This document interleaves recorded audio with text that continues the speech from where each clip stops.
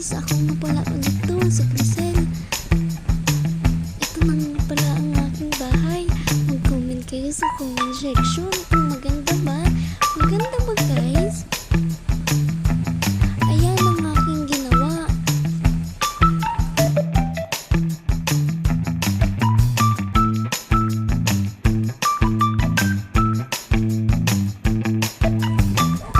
Ayan, maganda no?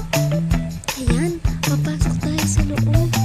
Ipapakita ko sa inyo ang loob ng aking bahay. Ayan ang aking higaan. Kaso, konti lang ang aking gamit. Pero okay na yun, maganda naman. Ito nga pala ang isang kwarto. Tingnan nyo, ang ganda dito. Ito ang secret kwarto ko. Makikita niyo dyan, may mga costume ako. Ang gaganda, no? At dito, pupunta tayo sa taas at sinarado ko lang ang pintuan. Tara na, punta tayo sa taas. At dito, ang aking swimming pool. Wala pang tubig kasi nagyayelo at nagkaka-snow kasi. At hindi pa tayo makakapag-swimming hanggat may snow. Dito nga pala sa baba naglagay ako ng mga aklat. At dito naman yung terrace ko. Para kita natin yung magagandang tanawin.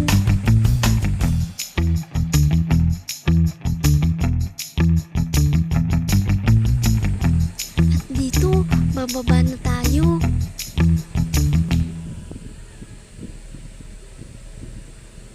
Dahan-dahan lang sa pagbaba para hindi tayo mahulog. Ayan, lalabas tayo ng bahay. Sinarado ko lang ang pintuan. At dito nga pala, umakyat ako ng matataas na lugar para makita kong mga kanilang bahay. Dito nga pala may palayan. Ang ganda ng palayan nila, no? Ako kasi hindi ako mahilig sa palayan eh. At dito naglalakad-lakad na ako. May nakita ulit akong palayan. Madami ditong bahay. Nung na-discover ko to, dito na din ako nagtayo ng bahay. Okay guys, matatapos na ang video. Bye bye. Papalo po. Salamat.